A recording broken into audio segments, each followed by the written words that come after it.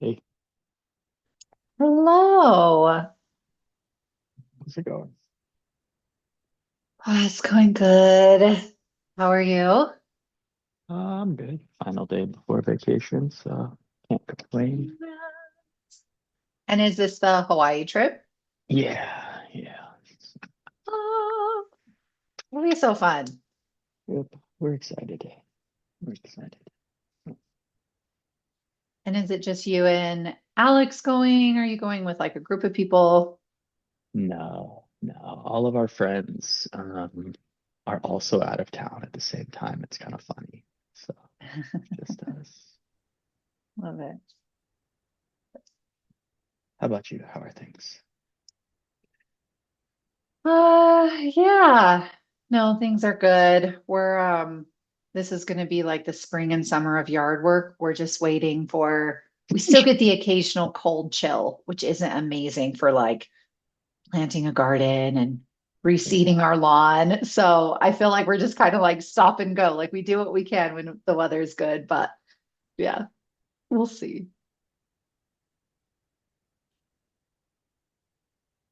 Sorry, I'm gonna step away. I've got allergies. I'm gonna go take an allergy pill real quick. No, you're okay.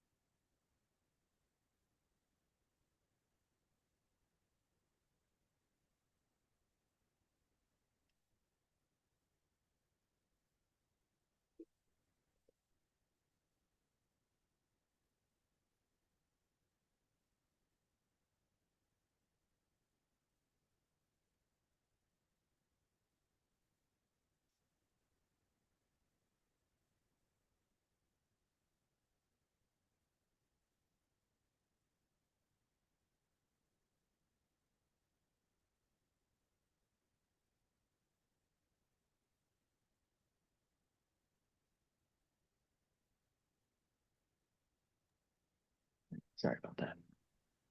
No, you're okay.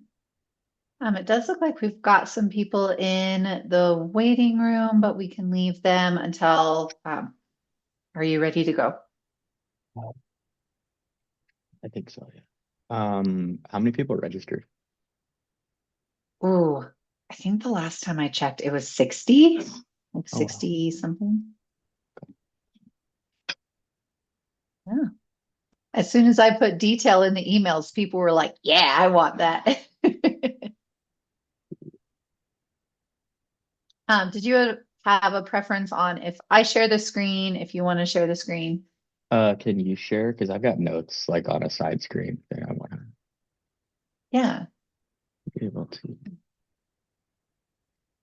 I'll get that set up on my side.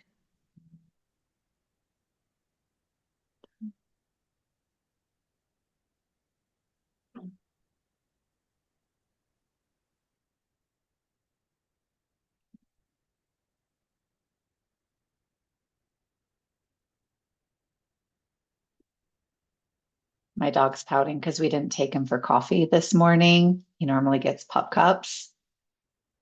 He's so funny when he's throwing a tantrum. Sad. My parents' dog does the exact same thing. So I know all what you're talking about there. Yes. Oh, I love staffies. She's a cutie. Okay. Let me just share to make sure that I am not sharing the wrong thing.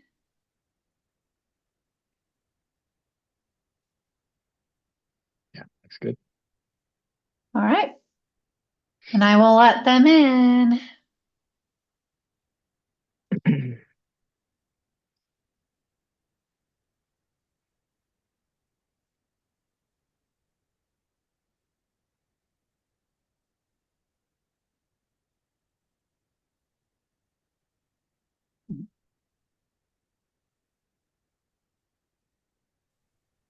Hello, everyone, and welcome to our webinar for the day. We're going to give just a couple moments for everyone to trickle in.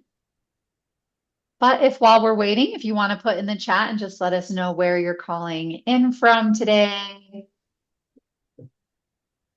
maybe what your role in your company is, we'd love to get to know you guys a little bit.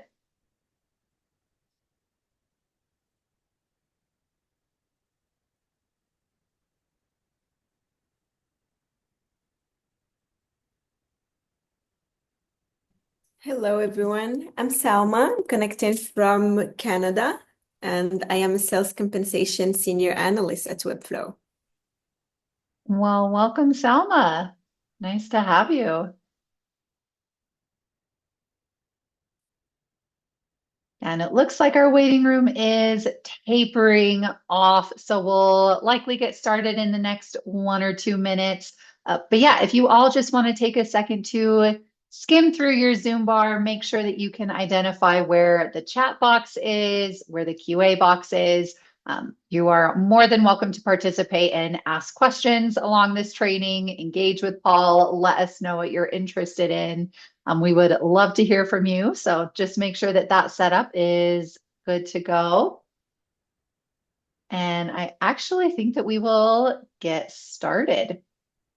So welcome everybody. Thank you for attending our Beyond Commission Plan webinar today. We have some great content to share with you guys. We know that the market is ever evolving and that commission plans can be as custom as your own businesses are. So we just want to make sure that you are aware of all the ways that you can use Captivate IQ to fit your needs, even if there's some non-traditional things that you do in there for commissions. So we're excited to think outside the box and get creative today. Just a couple housekeeping items for everybody. We will be recording this call today. We do usually put those recordings on our Knowledge Center, usually like a day or two after the webinar has commenced. So feel free to come back later to watch the recording of this, share it with any colleagues that you think would be interested as well. But just note that that is available for you. And again, we welcome your chat questions. We would love for you to participate and ask those questions as they come up. Just because this is a webinar and for the sake of time, we do ask that everybody be on mute just to eliminate any background noise. Don't feel like you have to be on camera, but you're welcome to be on camera if you would like. And yeah, let's introduce our hosts. So if you've been on our webinars, you probably know me. My name is Corey Peterson. I am one of the product adoption managers here at Captivate IQ. I've been here for about 2 years and have a lot of experience in the training and enablement space. So I love being able to do stuff like this, right? And communicate product training in any way that we can. But I am not actually going to be the star of the show today. That is going to be my colleague, Paul Wise. And just in case you don't know about Paul, Paul is also a product adoption manager here at Captivate. And he specializes in helping customers get the most out of their product by focusing on how to simplify and automate commission plans.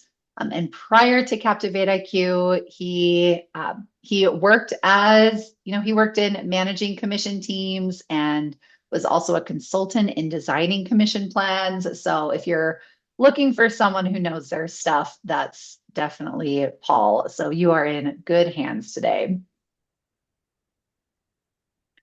But I will actually pass it off. Well, I guess I have a couple slides before I pass it off to Paul. But what we're going to cover today, we're going to get started with going beyond commission plans. What does that mean? What are we talking about? What are some other ways that you can use Captivate IQ beyond just the traditional commission plan model?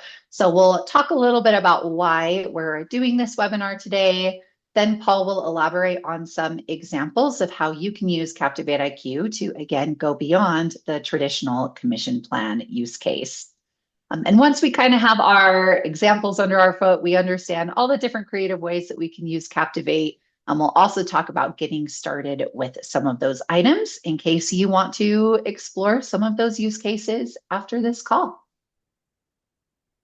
But the final housekeeping thing that I will say is we always welcome your ideas. So if as we're going throughout these webinars, you're thinking of an idea that you would like to maybe focus on in this same webinar format, or even if you would like to volunteer to be a panelist or a co-host or a thought expert, we are always accepting applications for that as well. So just ping me on the side and we can get you connected.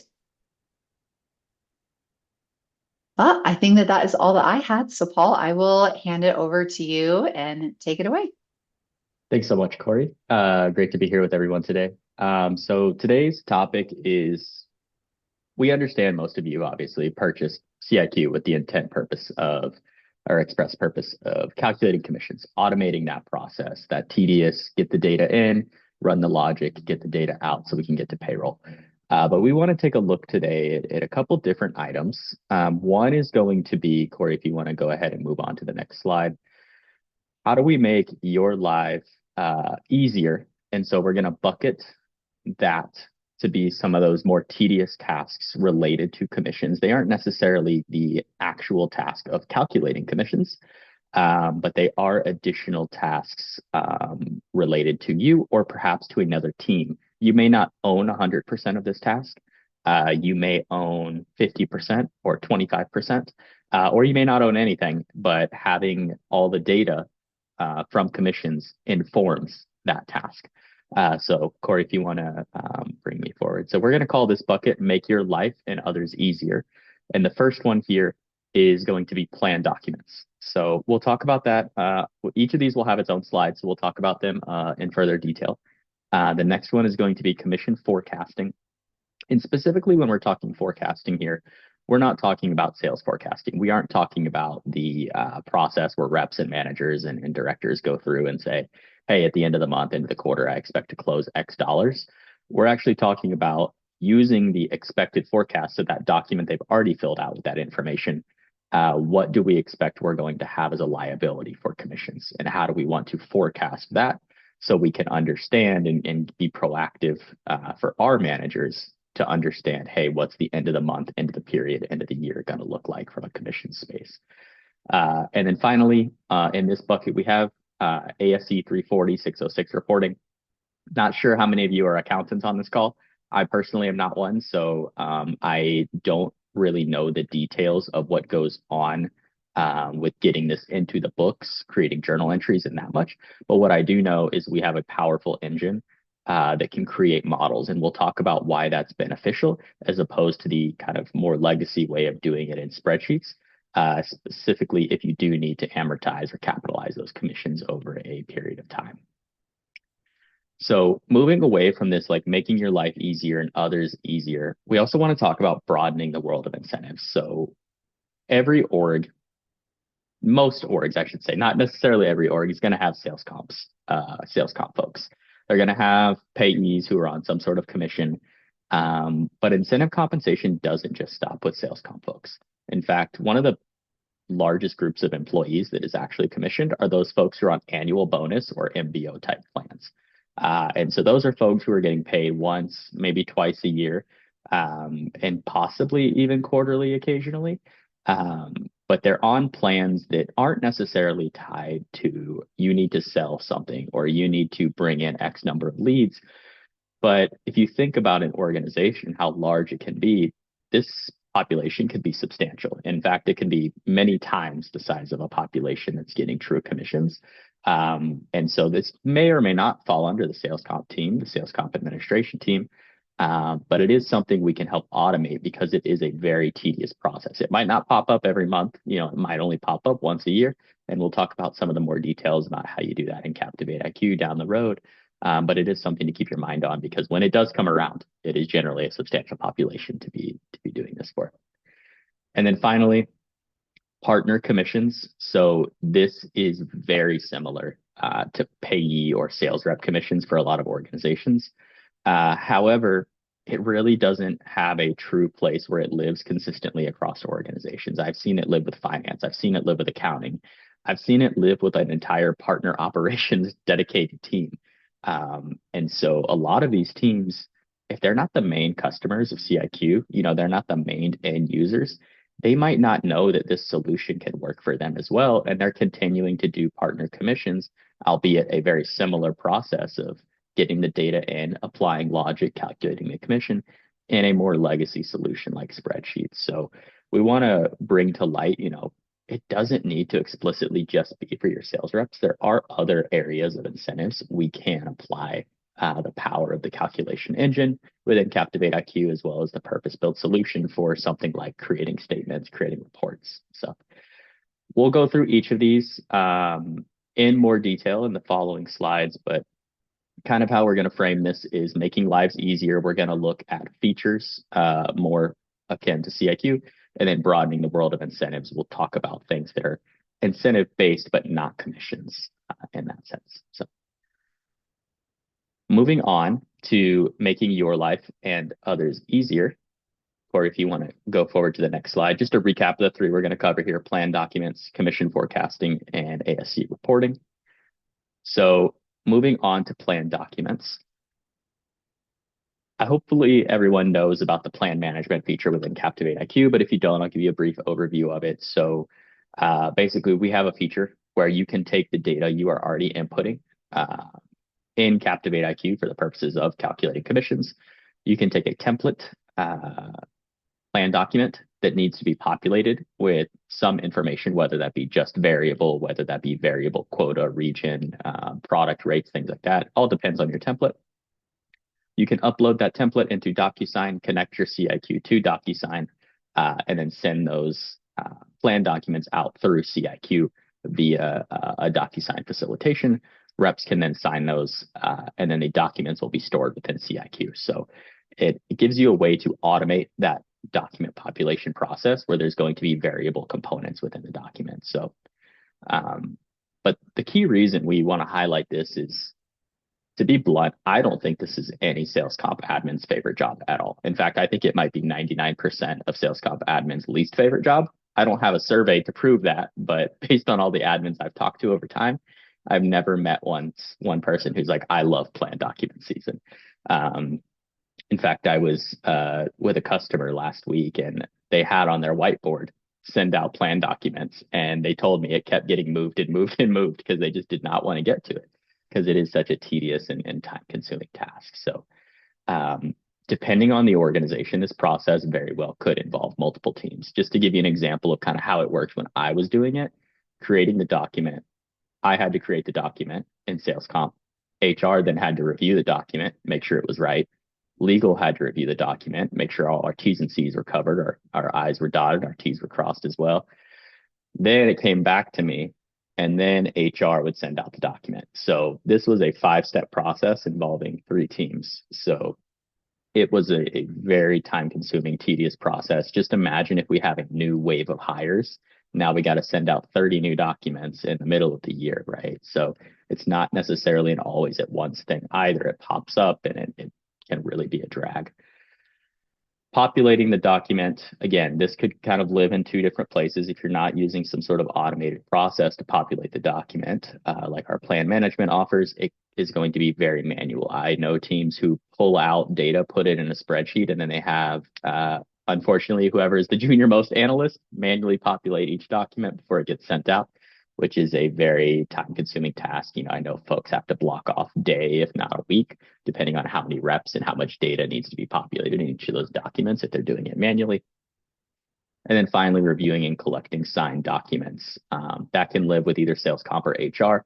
We'll talk about a workflow example of why this is a pain point here in a minute. But the other item really is payees frequently need to reference their documents, and they can never recall their location. And the number one question I know most of our admins get is, was I paid right on this? And 95% of the time, the answer is in the plan document. But because they can't find that plan document, because it's not stored within their commission statements, it's just not clear to them whether or not they were paid rightly on it. And it is a challenge because those reps, they have a lot going through their mind. They've got a lot of different deal details, a lot of negotiations on their mind. It's understandable they would forget some of the more minute details of a plan document.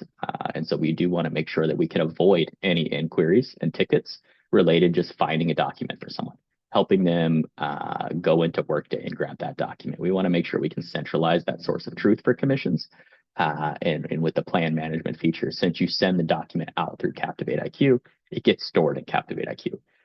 And one of the great things is we kind of move to be more of an AI forward solution is reps can actually interact with the AI assist and ask it questions and say, hey, what was the accelerator for multi-year bonuses, right? And then the AI will tell them, hey, it was X, Y, or Z, right?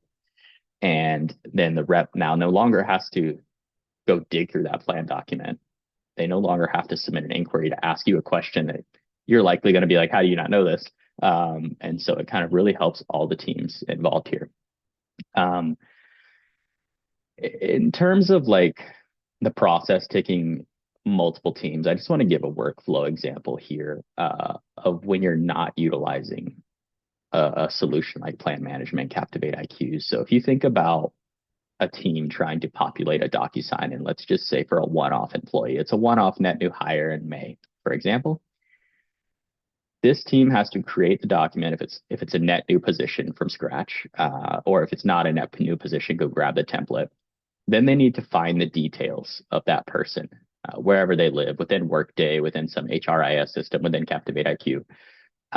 They then need to manually populate those, send it through DocuSign, chase down folks to sign it within DocuSign, all for the purpose of just getting the document back in DocuSign. What then becomes a real challenge is where do you store that document, right? A lot of folks will end up putting it on their HRIS profile, their Workday profile. A lot of folks will put it on a OneDrive or a G Drive somewhere. And the rep generally, to be kind of honest, like most employees aren't very good at navigating their HRIS system. I know when I go into ours to find what I'm looking for, I have to click the same 5 tabs every time because I never remember because I go in so infrequently. And that's not a knock on the HRIS system. It's just not a tool I use very frequently. And so a lot of reps will have that same challenge trying to find their document in an HRIS system. Same thing with like a shared G Drive or a OneDrive. It's probably not a drive they're using very frequently. And so the best thing they're going to be able to do is search their email for the DocuSign. But then the DocuSign link is going to be expired because they expire after like 30 days. So if they need to look back, that's 3 attempts to look for it and fail each time.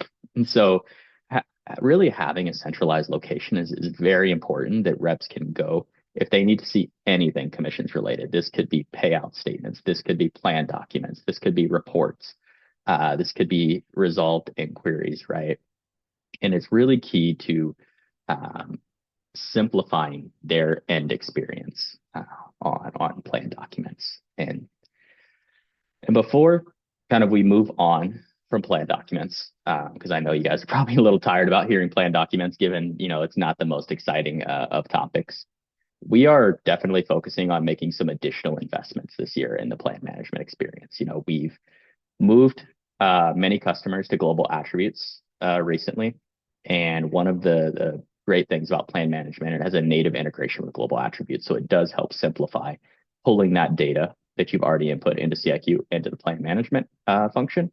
And we're continuing to iterate on how we can simplify getting all that data, making sure you have version control of the plan documents, making sure you can have better reporting of who signed, when have they signed, how long the document's been out in the wild, still waiting to be signed. So that way, the whole experience is better. And those folks who need visibility into the plan management piece, but maybe don't need visibility into the entire platform, can also have an easy way to get what they need out of the system too. All right. So moving on from plan documents, let's go into commission forecasting. So this is by no means, let me rephrase that. This is not a feature you're going to find in a navigation sidebar.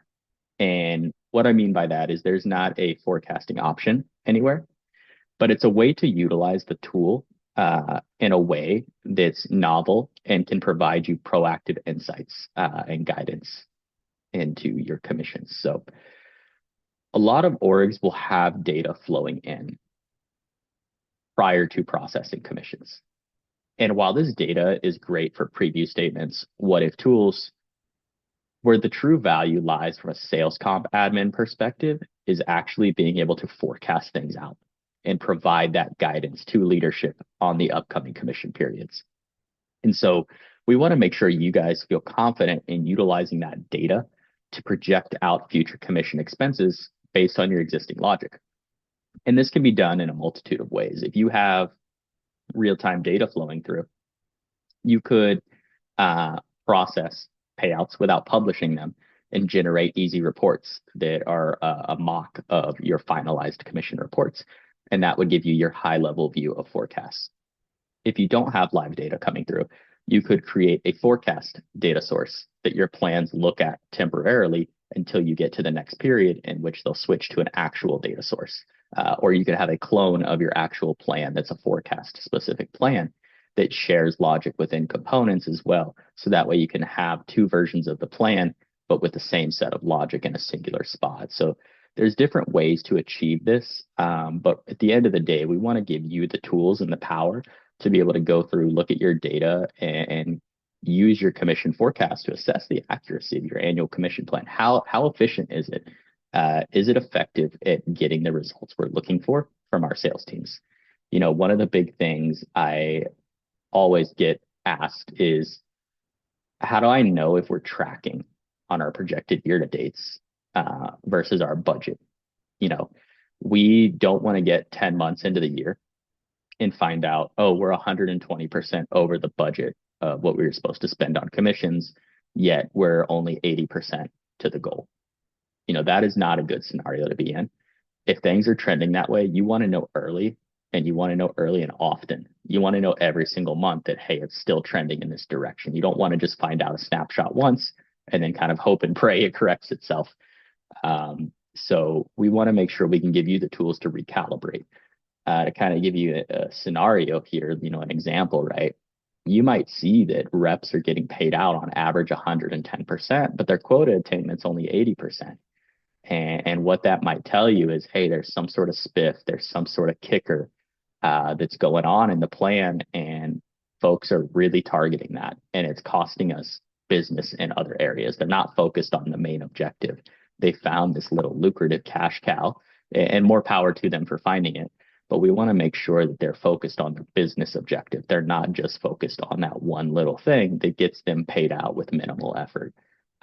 So that is really key to understand. Is with forecasting, you'll have this power to kind of see in to what's going on down the road based on some sort of subset of data, whether it be pipeline data coming from Salesforce, whether it be a forecast report coming directly from the sales team. And I know, Corey, you've seen some interesting things with customers on how they use the what if tool, right? Or use a what if scenario. Yeah, absolutely. No, I definitely have a few customers I've helped get set up in exactly what you're talking about, right? With the look ahead and making those proactive, informed decisions. But I also have a handful of customers who do that what if scenario planning retroactively as well. I recently worked with a customer who wanted to update and modify their rates and their attainment thresholds. I think they were making some sort of market correction, but they just wanted to know before they implemented it, how much would that have cost them in commissions if they had run it that way the entire year. So we helped them get connected to their sandbox so that all of the historical data was there. We updated the rates in a way that wasn't going to impact the reps at that time, and then just reprocessed the payouts in the sandbox so that they could actually see, even if we're only making like a 2% rate update, would we have needed to pay out an exuberant amount just because of the thresholds, right? Like things stack on top of each other. So yeah, we use this for commission forecasting kind of retroactively. I mean, just like you said, in like a what if scenario, but it helps them make that informed decision and see this is, how much commissions would have cost if we had run it this way the whole year.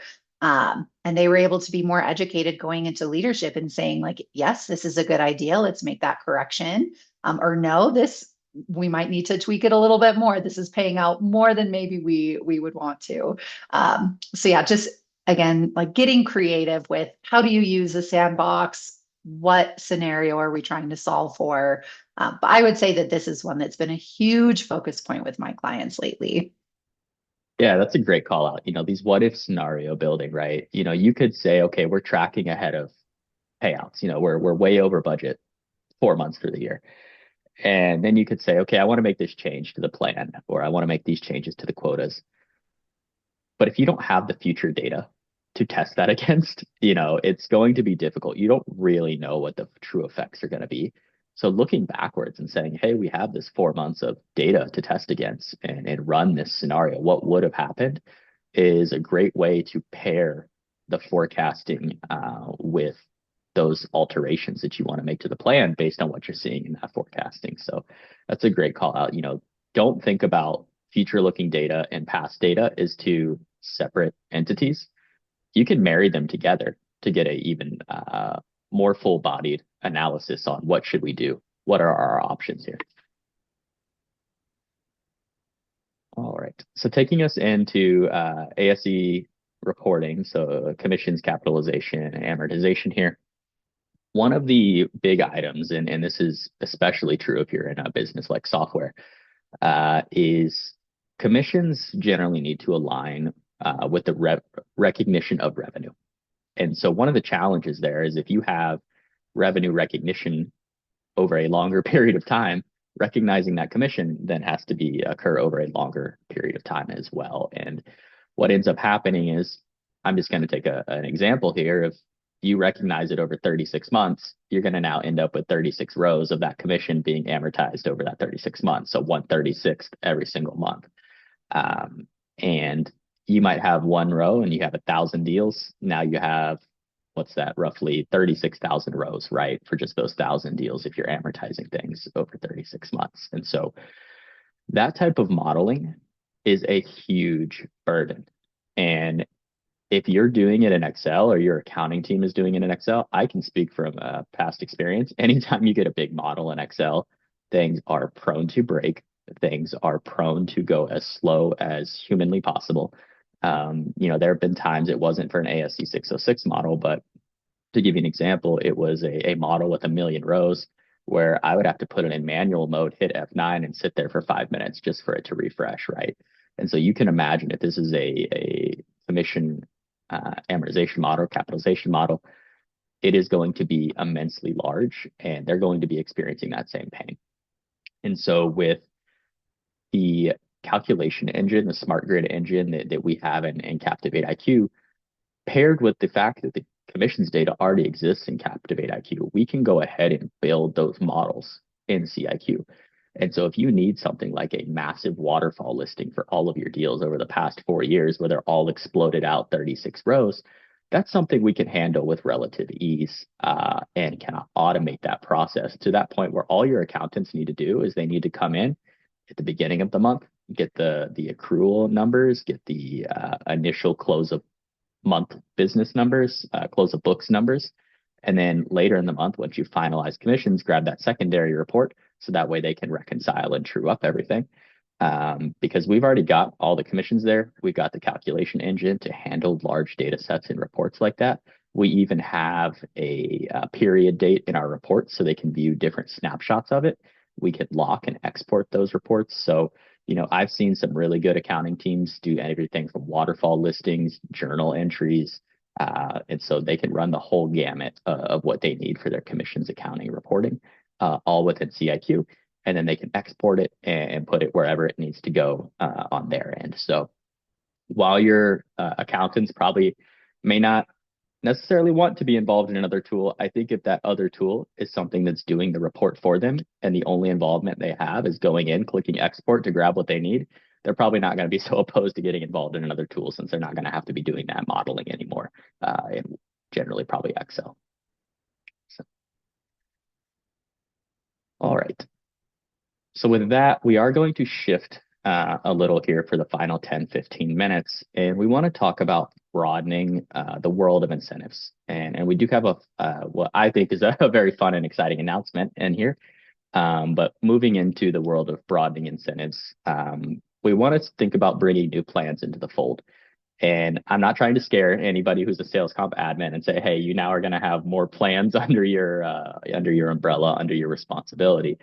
But I do want to throw out the ideas of, hey, if you have other teams managing plans as well, they very well could manage those similar types of plans in Captivate IQ to kind of realize the efficiency gains that you have with the sales comp plans. So first one is going to be annual bonus and MBOs, and then we'll talk about partner commissions. But starting with that annual bonus and MBO plan, we want to make sure all of your incentive plans, all your variable comp plans are scalable and automated as your commission plans are. And I recognize that annual bonus plans, MBO plans, they probably don't require the same amount of modeling. There's generally pretty simple accelerators, if any accelerators. A lot of times there are things like objectives that might be subjective, might be objective, but it just involves somebody grading, right? It's less about getting a bunch of Salesforce data in to the system and then calculating, and we don't have to worry about like hold and release or anything related to that. But at the end of the day, if you're a 5,000 employee company and you've got, let's say, 500 sales comp employees, so 10% of your business is sales comp, those 4,500, there's a good chance those 4,500 have some sort of variable comp attached to their pay. Maybe not all, but at least a significant portion generally have some sort of variable comp. And so if we just take a conservative assumption and let's say, 20% have it, right? Okay, well, that's another 1,000 employees, right? Anyway, so, we're at 1,500 of the 5,000 now having some sort of variable comp attached to it. So, it is a fairly large group of folks. And if you're only doing it once or twice a year, you may say, hey, it's a once, twice a year thing that's a pain. But when you need to manage 1,000 payouts at a single time, that could be a big task. That could be, if you're giving visibility, 1,000 spreadsheets, right? That could be 1,000 different emails to managers to try to get their approvals on what the grades were for bonuses. So it could be a definite pain that we want to solve. And there's a few features we can take advantage here. One is workbook sharing, right? We can share workbooks with whoever needs it. If HR needs to run this and MBO's annual bonus plan lives with HR, let's go ahead and share that workbook with them, right? Let's get their data collation process into a single spot that's easy for them.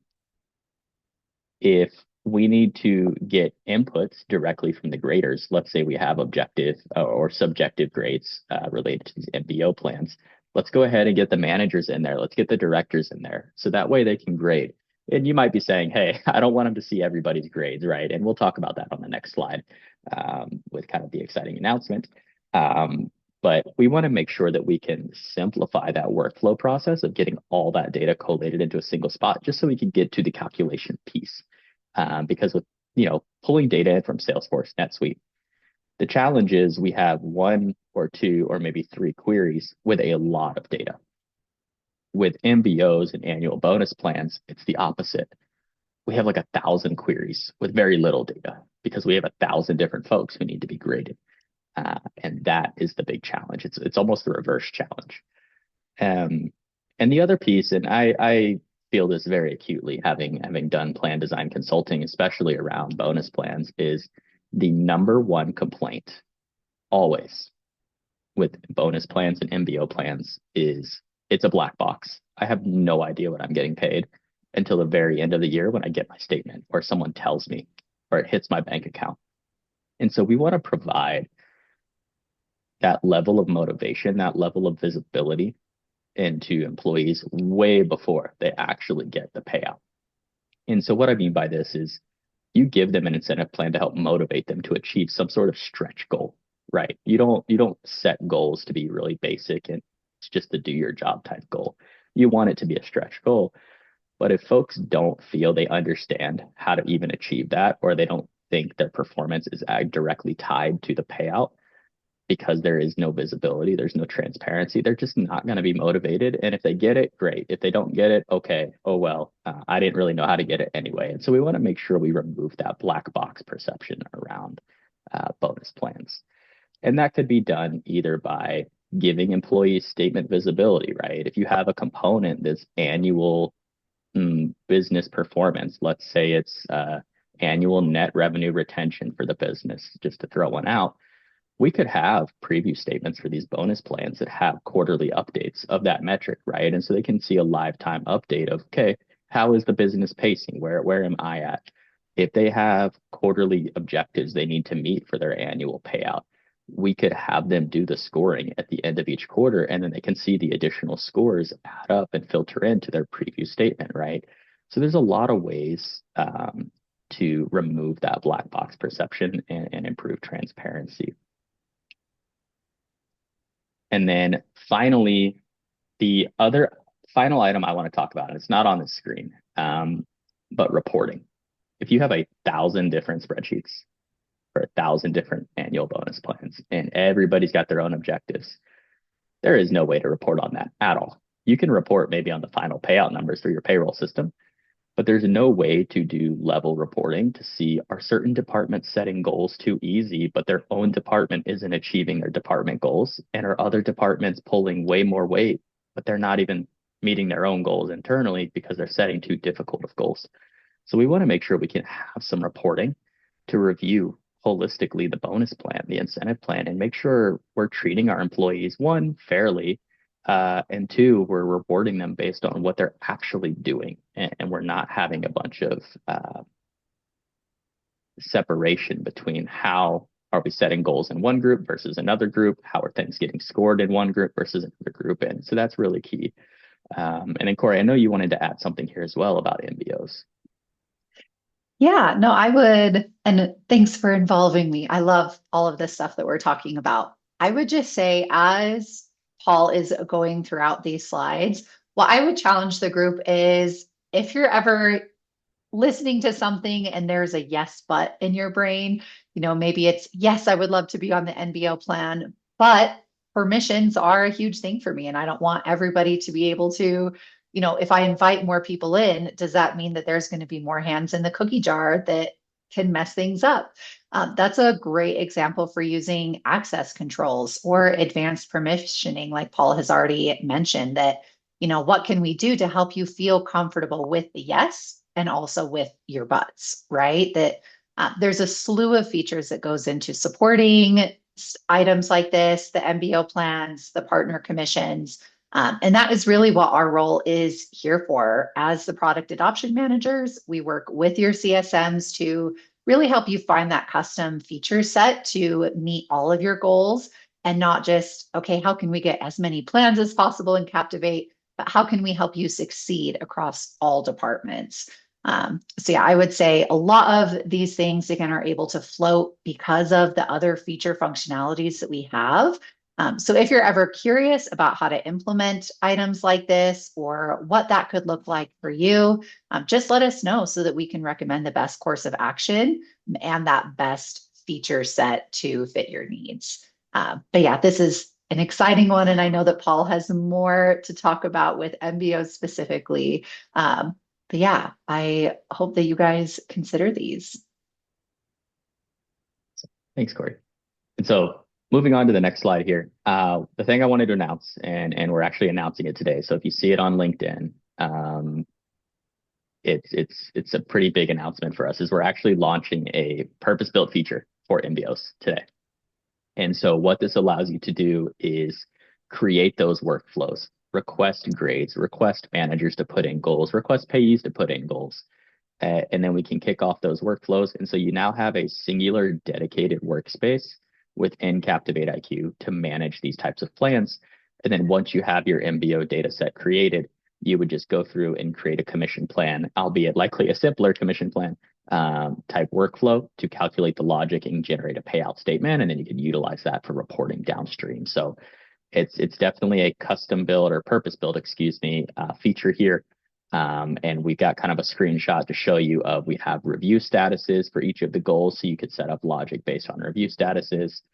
We have filtering, so folks will only see goals that are applicable to themselves or direct reports, as well as tracking of how are things input, who approved them, and then kicking off workflows if the additional approvals are needed to score different things. Now, if you don't need workflows, you could still use the system and input data. Let's say you're managing on gross margin, for instance. You can always input high level business objectives as goals as well. But those may not require as stringent of a workflow here. Maybe it needs to go to the CFO to get approval on, hey, this is the right number to pay out people on. But this is a really exciting purpose-built feature we're rolling out. I know there was a question. Yes, Cynthia, to your answer. We are definitely planning to offer to Corey's point, affordable pricing model for MBO-related seats, understanding the differentiation between how often you're paying a commissioned employee monthly, let's say, for example, versus perhaps an annual plan is only once a year. So definitely reach out to your CSM, and they'll be able to provide more on pricing details, what that might look like. I don't know the exact details of that, but I know that is part of the plan. Cool. So we've got about 15 minutes left. I do want to leave a few moments for questions at the end. So we'll go through partner commissions for maybe the next 5-7 minutes, and then we'll wrap up so we have time for questions. But moving on to partner commissions, not every business has partner commissions, but I think more and more recognizing that having partnerships in the marketplace is key to success. And it's definitely a mutually beneficial relationship. It's not a zero-sum game, right? It can definitely be a I help you, you help me game. And so we could both be winners. And so what we're seeing a lot of organizations do is really try to incentivize their partners. And I understand certain orgs like, hey, we just can't do it. We're regulated in a way that just doesn't make sense. Insurance industry is a good example of this. But for those folks who do have partners, we want to bring up the idea of like managing partner commissions in CIQ, right? And so the key here is we want to give insight to your partners and your partner managers on the program, just in general. It very similarly to MBOs and annual plans is often a black box. Partners just trust. They just trust that your data infrastructure is there and that they're going to get comped on leads or closed ones or whatever it is you're paying your partners on. And so we want to give them an easy way to see the value they bring and to feel the fruits of the partnership, right? We want to make sure that they understand and they can look back and say, wow, I'm getting a lot out of this. Let's continue enhancing and strengthening this partnership. We also want to give partner managers a scalable way to provide updates and communicate things out to partners. It's not always the easiest thing to do. I've worked with a lot of partner ops teams in the past, and it's Smartsheet, spreadsheet, Salesforce reports. It's just chaos, everything everywhere. And they're trying to manage 100 different partners, right? Not an easy process. So having a way to simplify things, share statements out, have reports in CIQ that are explicitly tied to the data in CIQ. So when that partner comes in and says, hey, did I get paid on this lead? They can go right to their dashboard and type in a lead and yep, right there, you got paid, let's just say $100 on this lead. And here's the statement it's attached to if you want to go look at it again. So it's really key to simplifying that process. And finally, consolidating all commission data into a single platform. People talk about commission cost of sales, right?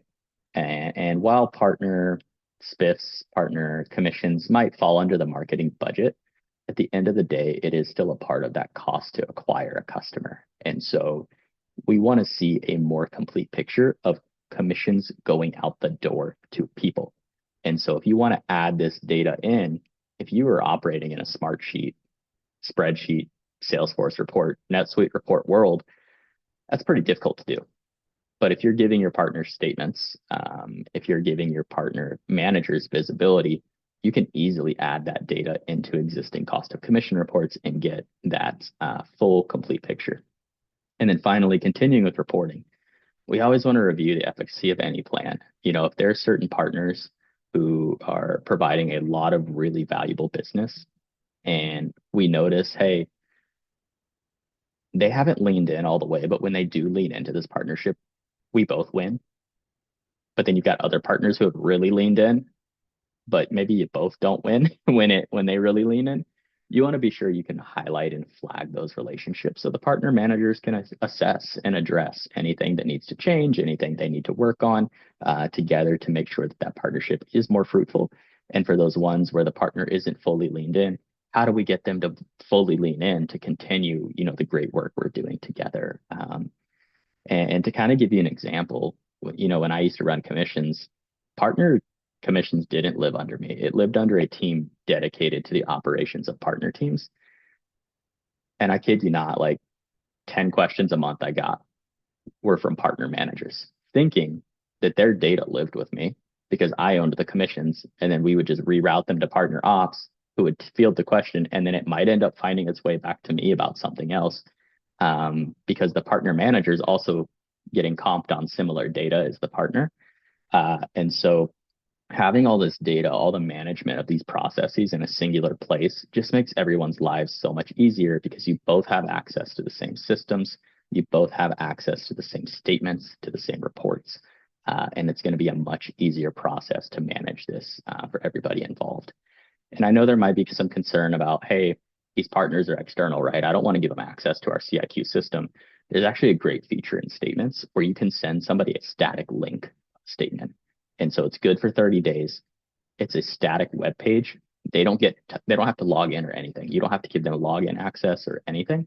And so it gives your partner manager visibility into their statements so long as you set it up in visibilities, but it also gives the partner visibility without having the risk of them being able to log into a CIQ system on your end. So it's a great option to really enhance the relationship there. But with that, I will kind of stop here. I know we had one question that we've already answered. Any other questions, thoughts? Do you guys feel like any of these might be something you want to take on over the next year and try to see maybe this is a right solution for me within this area or not?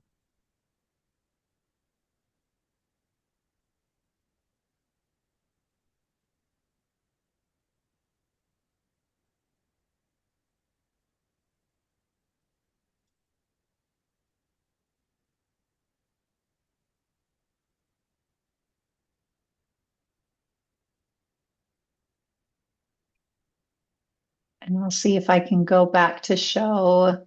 So this is everything that we talked about. Is there anything on this slide that, to Paul's point, you would be interested in maybe exploring for your own businesses?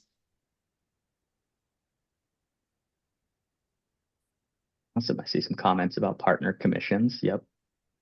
All the what if scenario. Yep. Lulu, that would be a really good one. Especially, what if doesn't have to be mid-year thing either. This could be you're going into planning, right? You're going into planning for your next fiscal year, your next fiscal half, what have you. And people are throwing out ideas. Hey, let's completely revamp the commission plan. You might want to test it on your old data first, see what it looks like before we get too far down that road. If that you don't want to find out that road is not the right road, and you don't want to find it out too late either. So.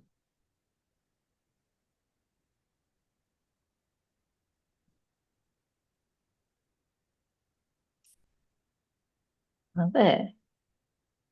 Well, yeah, thank you guys for asking your questions and participating. Paul, as soon as you are done, I do have a closing poll for the group today, and I'm happy to launch that whenever we're ready. Yeah, I think if no one has any more questions, go ahead and launch the poll. Again, if you guys have any questions about specifics, feel free to reach out to your CSM as well on any of these items.